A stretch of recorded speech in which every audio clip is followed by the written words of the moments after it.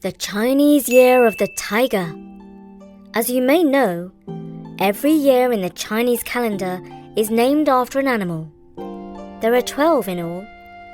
The tiger comes third after the rat and the ox. People born in the year of the tiger are courageous and adventurous. But the tiger did not always represent those characteristics, as this story shows. A long time ago, the third animal in the Chinese horoscope was the lion, not the tiger. The lion was fierce and known as the king of the forest.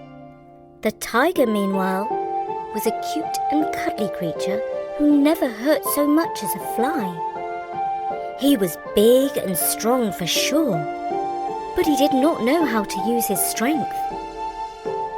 His favourite food was greens and spinach, known as hing choy. If you stroked him behind the ears, he would purr deeper than any pussycat. And if anyone so much as growled at him, he shot straight up the nearest tree and cried. In other words, he was one big softy. The lion, however, had rough manners and liked to boss around the other animals. He knew how to use his strength, and if any animal dared to be cheeky to him, he would swat them with his paw and knock them senseless. Together with his best mates, the horse and the bear, he terrorized the other animals and bullied them whenever he wanted to. The Jade Emperor was angry with the lion. He looked down from his throne up in heaven and saw how the lion abused his strength and power. "But who else can be king of the forest?" he asked. "For none of the other animals come near him for strength and force." Well, sire, what about the tiger?" suggested one of the Jade Emperor's attendants. "The tiger? He's softer than a silk pillow and shy of his own shadow. He runs away from danger faster than the rabbit. How could the tiger command respect as the king of the forest?" "Sire, what you say is true. But his body is at least as strong as the lion's. So perhaps all he requires is some assertiveness training." "Assertiveness training? Martial arts training is more like it," exclaimed the emperor. And that gave him an idea. He sent a messenger to the world with orders for the cat to teach his cousin, the tiger, to hunt and fight. The cat and the tiger took up the challenge with relish. Every morning at the crack of dawn, they rose for their training. It was a 3-week program. Week 1 was self-defense, ducking, diving, and dancing on their feet to avoid the enemy's blows. Week 2 was one-to-one combat, including scratching, spitting, and biting.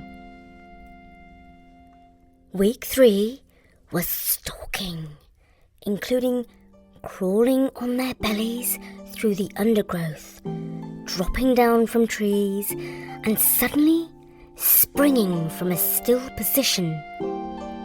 At last, the cat decided the tiger was ready for his first fight. "Don't take the lion on right away," he said. "Better start with one of his best mates." So the tiger challenged the horse. In reply, the horse laughed because he knew the tiger as a big soft pussycat. But before he had finished neighing, the tiger had jumped on him and pinned him to the ground, so the horse had to surrender. Next, the tiger called the bear to a fight. To begin with, the bear tried to punch the tiger, but the tiger was too quick for him and ducked the punch. Then the tiger bit the bear's foot, and the bear hopped and howled and gave up. So now the time was ripe for the big fight. The cat billed the event as the Great Rumble in the Jungle.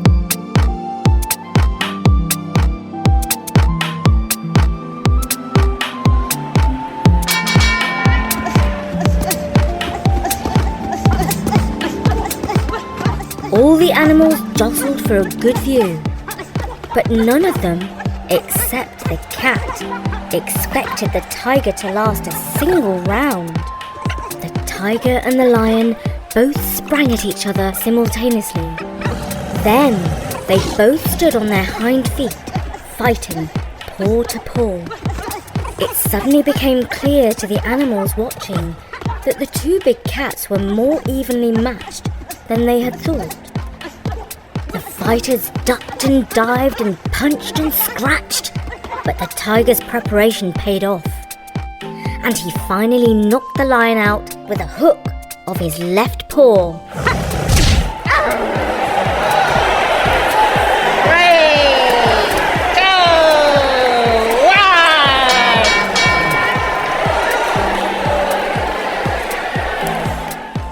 As soon as the lion was counted out, the tiger danced up and down and sang.